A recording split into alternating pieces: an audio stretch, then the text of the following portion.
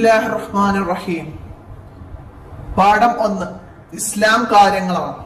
ഇസ്ലാം കാര്യങ്ങളെ കുറിച്ചിട്ടാണ് നമുക്ക് ഒന്നാമത് വരുന്നത്. നമ്മൾ ഇസ്ലാം കാര്യങ്ങളെ കുറിച്ചിട്ട് 1ാം ക്ലാസ്സിൽ പാട്ട് പഠിച്ചിട്ടുണ്ട് അല്ലേ? അത് ഓർമ്മ ഉണ്ട് എല്ലാവർക്കും? അപ്പൊ എല്ലാവരും അതൊന്ന് ഓർത്തെടുക്കാം. അപ്പൊ നമുക്ക് ഇവിടെ ഇസ്ലാം കാര്യങ്ങൾ എത്രയാണ്? ഇസ്ലാം കാര്യങ്ങൾ 5 എണ്ണം ഉണ്ട് അല്ലേ? ഇസ്ലാം കാര്യം 5 ആണ്. 1, 2, 3, 4, 5 അങ്ങനെ ഓർഡറിൽ ഇവിടെ തന്നിട്ടുണ്ട്. ഒന്നാമത് തന്നെ എന്താണ്? ഷഹാദത്ത് കലിമ രണ്ടും അർത്ഥം അറിഞ്ഞ് മനസ്സിൽ ഉറപ്പിച്ച് ചൊല്ലുക. ഷഹാദത്ത് കലിമ രണ്ടും അർത്ഥം അറിഞ്ഞ് മനസ്സിൽ ഉറപ്പിച്ച് ചൊല്ലുക ഇസ്ലാം കാര്യങ്ങളിൽ ഒന്നാമത്തേത്. രണ്ടാമത്തേത് ഏതാ? 5 സമയത്തെ നിസ്കാരം നിലനിർത്തുക. 5 സമയത്തെ നിസ്കാരം നിലനിർത്തുക. 3 സകാത്ത് കൊടുക്കുക. സകാത്ത് കൊടുക്കുക. 4 റമളാൻ മാസം മുഴുവനും നോമ്പ് നോൽക്കുക.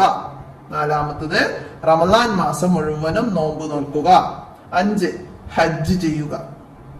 ഹജ്ജ് ചെയ്യുക. അപ്പൊ ഒന്നാമത്തെ ഷഹാദത്ത് കലിമ രണ്ടും അർത്ഥം അറിഞ്ഞ് മനസ്സിൽ ഉറപ്പിച്ച് ചൊല്ലുക. അതെന്താണെന്ന് നമുക്ക് അടുത്ത പേജിൽ പഠിക്കണം. അപ്പൊ മനസ്സിലാക്കാം. 5 സമയത്ത് നിസ്കാരം നിലനിർത്തുക. പഠിച്ച് നിസ്കരിക്കുന്ന ചിത്രം കണ്ടില്ല നിങ്ങള്?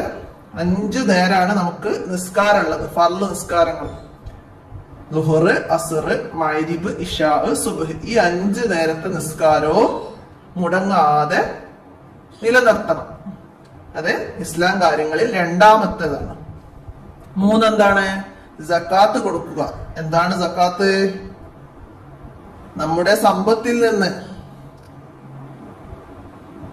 ഒരു വിഹിതം പാവപ്പെട്ടവർക്ക് നൽകുക. അത് ഭക്ഷണമായാലും വസ്ത്രമായാലും പണമാണെങ്കിലും എല്ലാം നൽകുന്നതിന് സകാത്ത് നൽകുക എന്നാണ്. സക്കാത്തായി നൽകുക എന്നാണ് നമ്മൾ മനസ്സിലാക്കേണ്ടത്. സക്കാത്ത് കൊടുക്കുക. അപ്പൊ ഇസ്ലാം കാര്യങ്ങളിൽ 3ാമത്തേത് ഏതാണ്? സക്കാത്ത് കൊടുക്കുക. 4ാമത്തേത് എന്താണ്? റമളാൻ മാസം മുഴുവനും നോമ്പ് നോൽക്കുക. റമളാൻ മാസം നമ്മൾ നോമ്പ് നോൽക്കൂലേ? നിങ്ങളൊക്കെ എല്ലാവരും നോമ്പ് നോക്കാറുണ്ടോ? അതെ. അപ്പൊ നോമ്പ് നോൽക്കേണ്ട മാസം ഏതാണ്? നമുക്ക് അങ്ങനെ